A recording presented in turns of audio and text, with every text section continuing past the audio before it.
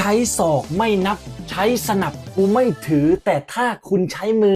ดึงยางรัดผมแบบนี้คุณเอาไปเลย1ใบแดงสำหรับมาร์ติเนสกรรมการตัดสินมึงคิดจากดุลพินิจขี้หรือตีนไอสัตว์สงสัยฤดูกาลหน้าแมนยูคงต้องไว้ผมยาว11คนเพราะใครดึงยางรัดผมเอาไปเลย11ใบแดงและหลังจากนั้นฝั่งตรงข้ามจะมีผู้เล่น0 คนโอ้โหเป็นไงเซตโก้ไว้ผมยาวแม็กไวเดอริกคาซิมิโดบูโน่เท่ไหมลองคอมเมนต์มาบอกกันหน่อยหรือควรต้องทำแบบนี้ไว้ผมยาวแม่งเลย